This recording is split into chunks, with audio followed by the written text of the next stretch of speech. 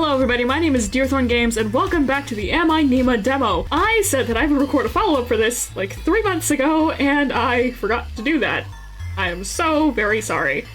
But that's in the past, we're here now, it's time to look at all the stuff that I potentially missed.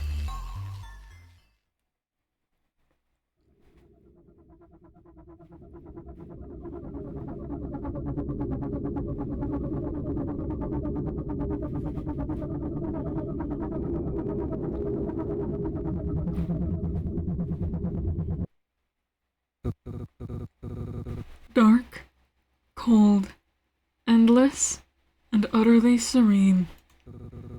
The perfect undulating prison for you to spend eternity.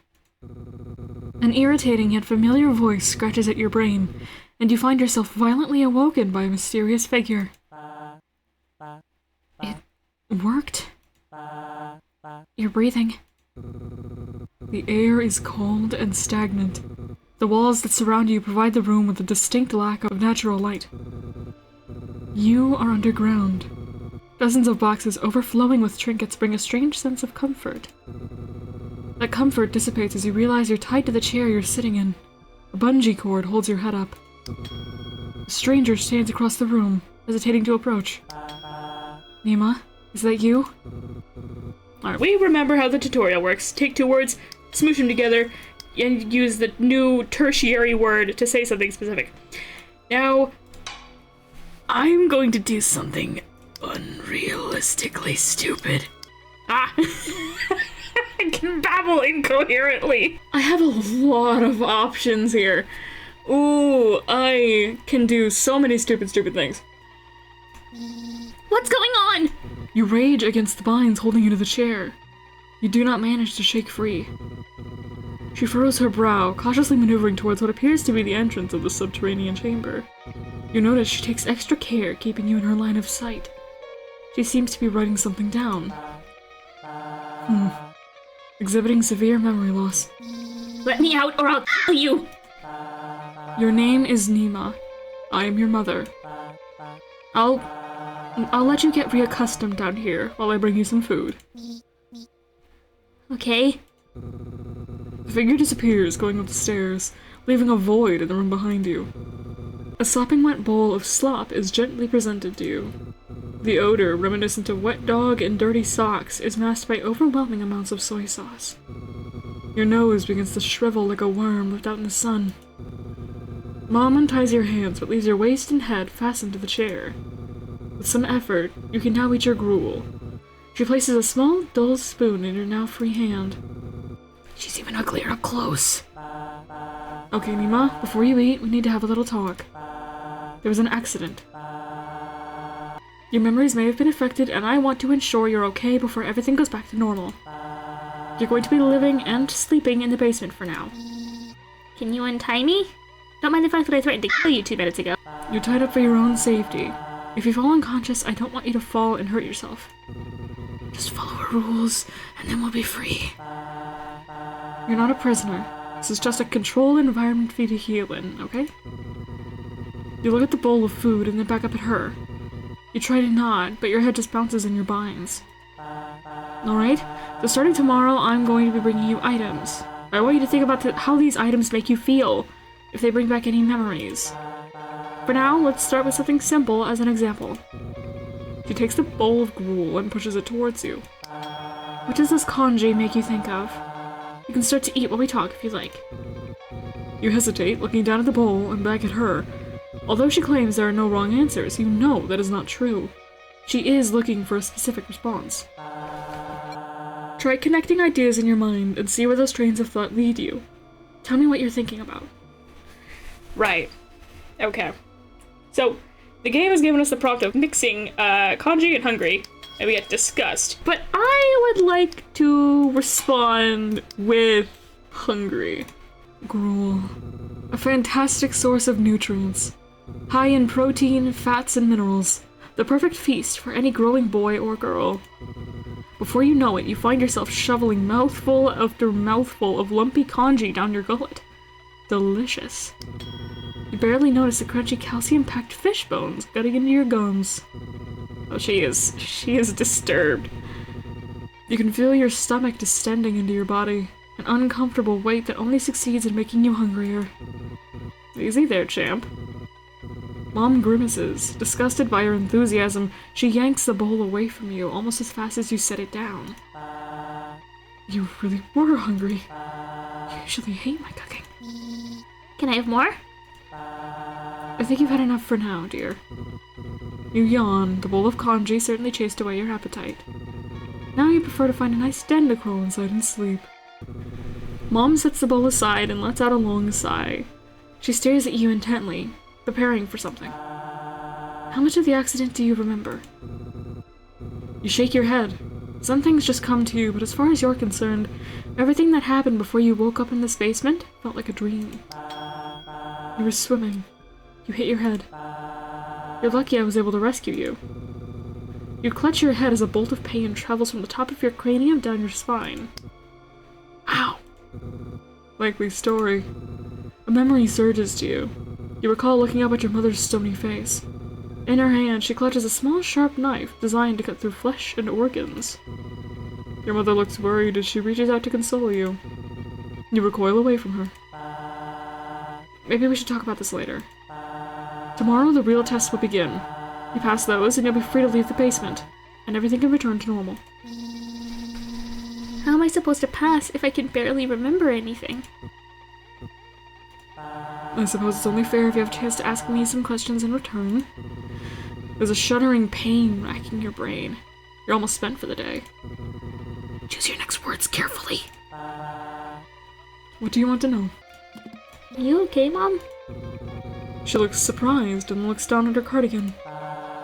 Do I not look okay? You look like you stopped taking care of yourself a long time ago. Try to smile warmly at her. I was worried about you. But it's all okay now. Oops. I was reading the wrong text. I was worried about you. But it's all okay now, just need to run these tests. How about afterwards we spend the last week of summer break heading down to Radium? A nice hot spring will do us both some good. Sure. Can I help you somehow? Just focus on getting better. Your eyelids are growing heavy. You're running out of energy. Anything else you want to ask me about? I know exactly what I want to say. Why am I scared of you? You're scared of me? Shouldn't I be somewhere else? Somewhere for sick people? Why are we in the basement? They weren't giving you the care you needed. I had to take matters into my own hands. It worked though. You're awake. You're doing well. You're just a little confused. We can fix that. There's nothing you need to fear from me. I'm your mother. I'm going to help you. She's hiding something from you. You yawn and your mother takes notice. Nima, sweetie, don't you think it's time to go to bed? I just have one more question. Okay, what do you want to ask? I remember you hurt me.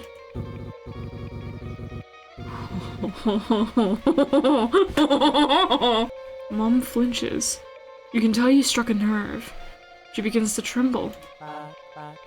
Nima, honey, I know I'm not always present, but I would never. You have a second memory come to you. You are trapped in an abyss, eyes shut and disconnected from your brain. You can feel your mother holding your hand. Now, play dumb. Sorry, Mom. I'm confused. Mom relaxes a little, although she doesn't let go of the barb you stuck in her. Lately, I've been prioritizing my work over you, and that's not fair. It'll be different now, I promise. That doesn't mean I've ever actively wanted to hurt you. But I can't deny that you've been hurt because I've not been there for you when you needed me. The conversation trails off. You're both unwilling to look at each other.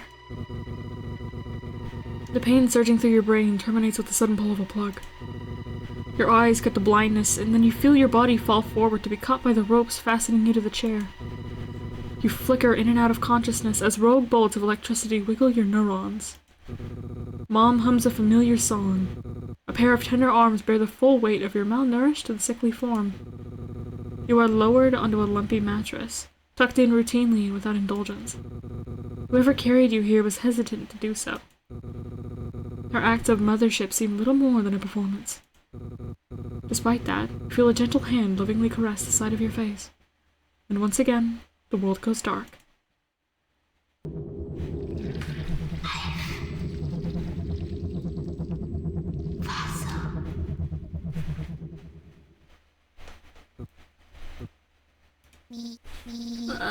My head hurts. This is my room. I barely remember it. Okay. There are a couple of things in this room that I didn't look at the first time we were here. A couple of things that I missed. A couple things I downright avoided doing, like that. That's gently concerning. There's a couple of things in here that I forgot about. Then we got into the diary. I tried to read some of the diary the first time, but I missed a lot of the text. So I want to try and read more of it this time. I think I might be a bad person. If you're a cop and you're reading this, please look away. Okay, so I've been wanting new books for so long, but I know we don't really have the money for them right now. Or like ever, really. So I might have reached into Pearl's purse and grabbed her wallet when she wasn't looking. I feel really, really bad, but Pearl was always saying that I'm like a granddaughter to her, and that she would do anything for me. Anything. So maybe it's not that bad. There's another diary entry over here as well. Today was just another plain, boring day. Went to school, came home, made dinner, and cleaned up the house. I know that I should be used to this by now, but it still feels unfair. All Mom does is work. I don't even think I've seen her leave the basement this week. I get that her work is important, but I just wish that she would at least look at me. Something the house. I can't read half the text because it's covered by, scribbles. All works. I bet she wouldn't even notice if I went missing. Anyway, I've been trying these pills that Pearl gave me. Of course, Mom doesn't know about it, but every time I try to bring it up to her, she tells me we'll talk later. Yeah, I talked to Pearl instead. And then she circled a teardrop that landed on the page. This is heartbreaking. Something I missed. Seems lonely. She needs a friend. I forgot to look in here the first time. I was his child, and I was her child. In his kingdom by the sea. Wow. A child's drawing. It vaguely resembles a koi fish. James Pond. Okay. Now time for the exciting part. The part that I missed. The part that I forgot about. Come on, I know you're in here somewhere. Ah, right. Here we go. Aha! Life rock. I know for a fact, I told you guys this last time, in this drop-down menu up here at the top left, there's different categories of words, and down here there's the prophetic section. The first time I recorded this, I spent like an hour, maybe an hour and a half, trying to find a prophetic word. The second time I spent like 30 minutes, it felt like it was like 10 minutes because I timed it, trying to look for the word. And I looked for so long that I ended up looking on the internet for where it is. We're going to the Steam page. I just looked through the entirety of the Steam community page, and no one has said how to get the hidden word. I looked on Reddit. The Reddit has 3 posts. Oh, is there anything on YouTube? Hold on. Aha! The obsession cutscene. Finally. Pulled us into the thing! Oh my god, it pulled us into the chapter transition. After looking for so long, I remembered that it was shown to us during the chapter transition scene. Watch. You're kidding me! Exposition time. You recall a day in the summer that could have been any day.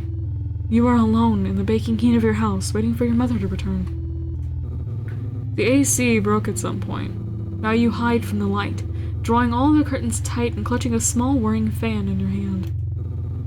In this darkness and heat, you shuffle around like a ghost, cleaning dishes over and over just for something to do to pass the time. You wet your hands in lukewarm water and then stick them to the back of the freezer. Most of all, you wonder what you did wrong, what you did to deserve this loneliness. Suddenly you hear your doorbell, and you half slide, half run your way to the door. At the door, instead of your mother, you find Pearl. She smiles at you and offers you a bag filled with sports drinks, cold food, and ice cream. Hello, Nima. I brought some things for you and your mother. You were sad to tell the retirement home that you couldn't work there anymore. Your mother needed your help more. Now you and Pearl had your roles switched. She started looking after you instead of the other way around. It was strange, considering she was nowhere near your age, but you wondered if this is what having a friend felt like. Thanks, Pearl. You greedily took the bag from her and extracted a package of cold peas. You balanced them on the top of your head to relieve the baking sensation in your brain. You want to come in and play a board game? We have chess, checkers, and mahjong. Oh, I always have time to beat you with mahjong. Is your mother home? She's at work right now. You're not with her? I thought you were her lab assistant. I am. She comes back here once in a while and I give her a new lunchbox and a fresh change of clothes. True to her word, she won at mahjong, and won again as you tried to regain your honor. Is that all? You just hand off supplies and she leaves? I thought she was taking you up the mountain. Yeah, but that was before. The image of a shale fossil still lingered in your mind. The day you found it, you were so happy you couldn't get yourself to stop smiling. When you looked down, you swore you could see the fossil smiling back. You stopped yourself. She already took me. Nothing interesting happened, just saw a bunch of rocks. Oh, really? Nothing interesting at all? You shake your head vigorously. Can't risk upsetting your mother any more than you already have. Fine, fine. If you ever feel like gossiping, old Pearl's always here to listen. You return to silently playing board games. You remember that she got up in the middle of the game and went over and kicked your AC. You were horrified, but somehow that fixed it, and it came sputtering back to life. You were able to turn the lights back on. More than that, you were able to run the oven without heat spilling out to bake the whole room. You made cookies together, swapped stories, and planned a trip to Vancouver you both knew you'd never be allowed to take. For a moment, she freed you from the heat and isolation. If only she were here to save you now. So I could do a whole bunch more word combinations, but I think I'd like to just get on with the story. Should I knock for Mom? Are you awake? Yes?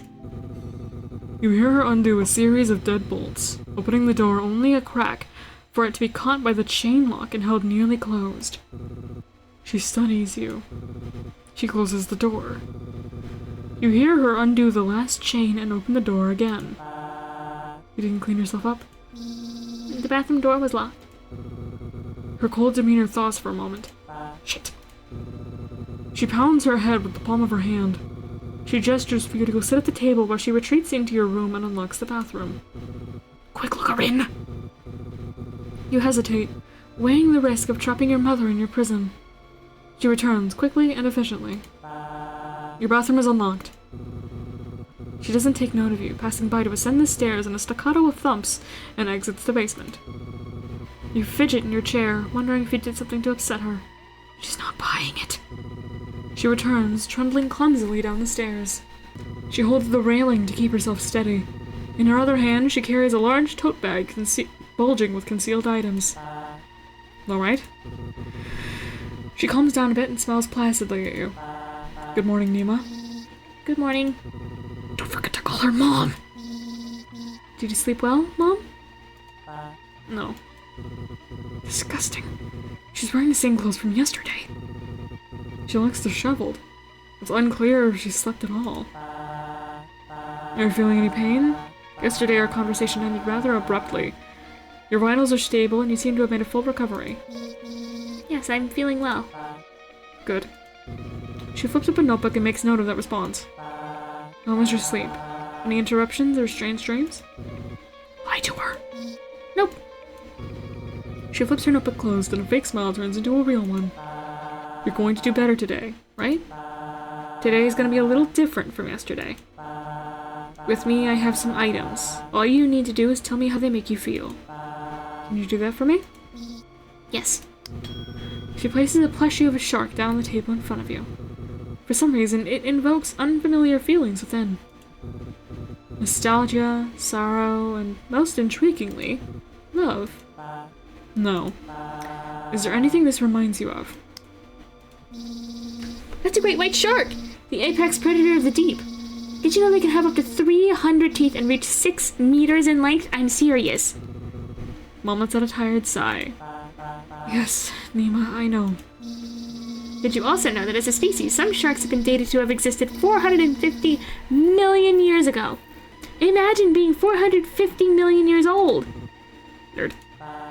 Honey, maybe it's better to focus on how it makes you feel? Oh, okay. The effigy of a predator is cast in the guise of a pillow. Perhaps a wolf in sheep's clothing. Best stay on your guard. James Pond. What's the pet fish doing out of his house? This isn't your pet fish. But that's kind of close. Where do fish live? Bowls? The sea? You said pet fish, so where do pet fish live? Aquariums? That's right. And what do aquariums make you think about? Fish? Nima? No. You admire the hulking beast before you. Such strong jaws. 300 razor-sharp teeth capable of exerting 1,800 kilograms of force. Perfect for tearing anything to shreds. I wish I could be like him. Mom quickly jots something down in her notebook. Go on. You're not sure why you just said that. If I was like him, I'd be in control. And why would you want that? You wouldn't be able to tie me up or keep me trapped down here? You're not trapped down here. Then let me out. No. This makes so much sense. Last night you would have sworn your bed was missing a shark-shaped pillow. This is supposed to be on my bed. Yes. Do you know why? Your boy is gonna keep answering with the wrong thing, kanji. Giant kanji!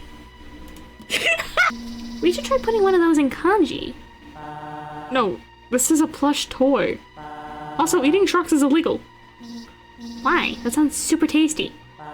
Sharks are a crucial part of the ecosystem. Oh. Am I a crucial part of the ecosystem? You're a crucial part of my ecosystem. She thinks she's being cute. Thanks. Playing with shark. You pick up the shark and wiggle it in a way that makes its tail swish back and forth like it's swimming. I'm the king of the sea. That means I'm a big fish that makes all the rules. You drop your voice to import the shark with the aura of command. Your mother reaches out and takes the shark from you and places it back on the table. Maybe later, Nima. God forbid you have any fun in this basement. I could answer correctly, or I could do the worst possible option. Old friend. You've known this guy for a long time. Old friend of yours, in fact. I'm going to... swimming? Swim? Regular sharks swim, but this guy is just made of fluff. He'd probably get soggy and sink. You are more than correct. Run. I want to do this one so bad, but I have a response that I really want to do. Chomp. Blah. You spin out the fuzzy innards of the false beast. Ew, disgusting!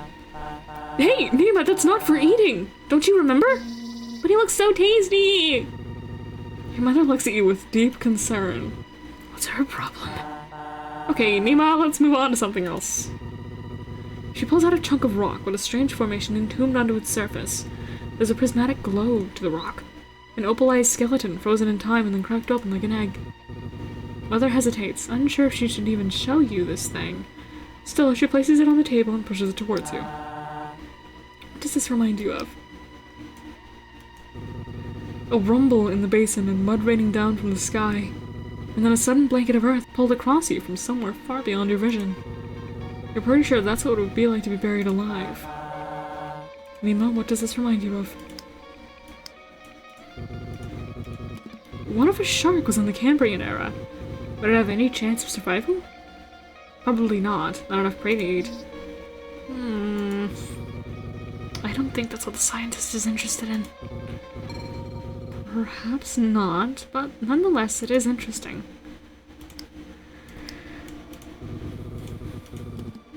This is an old friend of yours. You're sure? There's a familiar feeling you can't shake that's most likely a hint. This is my pet rock, Rocky Lee. He's my treasured member of the family. You think I could have possibly forgotten about Rocky? You don't have a pet rock. Are you just making stuff up to buy time, or do you not know what this is? An old friend. So you recognize it? Oh, yes. Your mother used to quiz you on all the different fossils of the Cambrian era. Each of them has a fancy name, and you know all of them. This one is Morella splendens. Yes, that's right. Do you remember how I got it? There are a dime a dozen. They gently swim near the sea floor. Larger things would come descending, big tube-like monsters with 5 eyes arranged in a ring. They'd suck them up and eat them. No, I mean...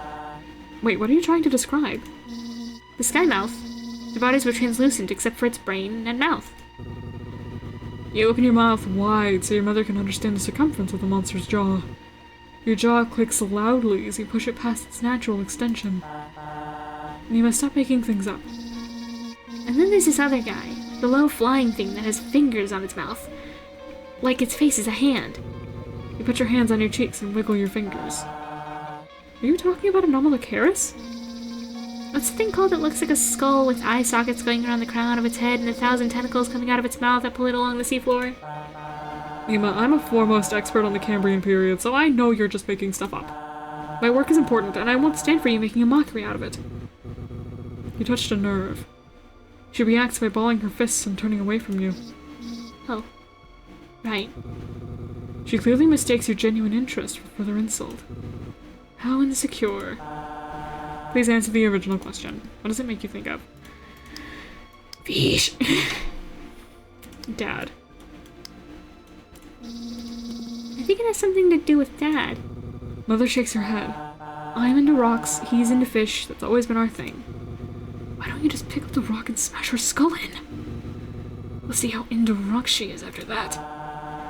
Try thinking of where you might have seen this before. Hungry. Your stomach growls. Your mother eyes you and draws the fossil back just out of your reach. I know I can't eat rocks. Except for salt and gizzard stones. But humans don't have those, right? It would be nice to have a gizzard. Then you could grind up your prey as you consume it whole. Your mother places the rock back on the table, but keeps it closer to her. It's quite precious to me. Do you know why? Oh my god, I forgot. Oh my god, I forgot to click the trophies. That would have given me the pride prompt. Oh, crap. Camping. Memories. You remember a nice spot where you put up the tent under the trees. You're near a waterfall, and the ambient mist in the air is loud enough to keep the mosquitoes somewhat away. It was a long drive out here, but your mom just wanted to sit next to the water and read. You, on the other hand, wished to escape the vermin in the air and dive into the river. That all feels unrelated to the fossil. Yet, you think they're still connected somehow. River. I found that fossil. I found it in Kicking Horse River. You were so happy when I gave it to you as a present. Mom looks pleased. She reaches out and starts to run her finger across the fossil. Yes, I was. It surprised me because you don't usually find fossils like that underwater. You must have slid all the way down from the mountain to end up there. You start to recall the day that you dived in. The clearness of the turquoise water that made it easy to see the bottom. The rock that seemed to call to you. Your mom's carefree smile. It looks like it's broken, though. Mother nods, not looking at the fossil. She already knew it was broken. I extracted the fossil after you gave it to me. Some of the imprints are still there, though. You feel like Mom isn't telling you everything. There was something special about this fossil when you found it. A reason you ran across the rocks to present it to her. Can I see it? No, not right now. I'm still studying it. That's okay. I can wait until you're ready. Until then, I'm happy to help you in any way I can. And that is where the sentence should have stopped. Cooking, taking care of the house, picking up after you. It's all fine so long as you can achieve your dreams. That is the part you don't say, Nima. That is the part you leave in the old internal monologue. That is why this happens. You foolish, foolish child. What's that supposed to mean? Your mother had called you her lab assistant, but all you did to help her was cook and clean. Back then you told yourself that all that work was for love, but now you can't help but feel indignant. It's not fair that I have to do all this work, and I don't even know why. All this work? Doing your chores is just the bare minimum. Don't be ungrateful. This project, it's going to fix our family. Bare minimum? You didn't let me leave the house. I felt like I was in prison. You shouldn't have said that. You had to learn your lesson. What lesson? You really shouldn't have said that. I don't think we should continue talking about this. I want to focus on happy memories today. You are my good and happy daughter, Nima. My good and happy daughter, Nima. I don't know where the emphasis is supposed to be there. She speaks as if she's reminding herself of who you are, but the tone is clearly suggesting that you begin to wander off the script she set out for you. What lesson, Mom? Don't get all righteous with me, as if it's my fault that we ended up like this. There's a plane overhead. You're the one who betrayed my trust. You're the one who put this entire experiment in jeopardy. I was ready to forgive you, for us to go back to the way things were, but it seems you're too spiteful to move on. You're not Nima. Nima would never act like this. Nima would never question me like this. Taking a bite out of my prized shark plushie and threatening to kill you wasn't what tipped you off? Me being upset at the way you treat me is what tipped you off? Really? Where are your priorities, Annabelle? That's it, it's time for bed. Your mother grits her teeth to hold herself back from speaking further. Gruffly, she picks you up by your arms and hauls you back to your room. She deposits you across the threshold of the door and then quickly closes the door behind you. You hear her voice muttering something about controlled stimulus as she stomps away from the door and begins ascending the stairs out of the basement. You must stop pushing her buttons too much. She doesn't love you anymore. You banish the errant thought from your mind. After the interrogation today, you want nothing else but the comfort of the bed. You find yourself awake in bed. There are heavy weights on your arms. You try to wiggle, and your arms push against a series of tight ropes that bind you still. I told you, she doesn't like failure. Your mother enters the room, wiping a small steel pick with an antiseptic tissue. You're awake. You didn't use enough anesthesia. You try to scream, but you discover your mouth is gagged. That's fine, you won't need it. She leans over you, placing her knee on your stomach to pin you, and gripping your face with a clawed hand. The pick inches closer to your eye. Don't blame yourself. It's my fault, really. Something must have went wrong with the procedure for you to come out like this. She begins to caress your cheek. Her hands are trembling ever so slightly. But that's okay. Mother? Mama? There's always next time. You feel the blade scrape past your socket and push out into the nerves of your brain. Your life terminates with a pop as she severs your brain in half. Suddenly it's dark. Dark, cold, endless, and utterly serene. You spend an eternity in this darkness, until a familiar voice... Nima, is that you? Alright. I'm really glad that I finally was able to record the follow-up episode that I promised I would record. I'm so sorry that it took me 3 months to do it. Anyway, that was the stuff that I missed in the Am I Nima demo, as well as, I suppose, a tutorial on how to get the exposition text. Anyway, I still don't know when the full game is going to come out. I don't know if they've ever announced it.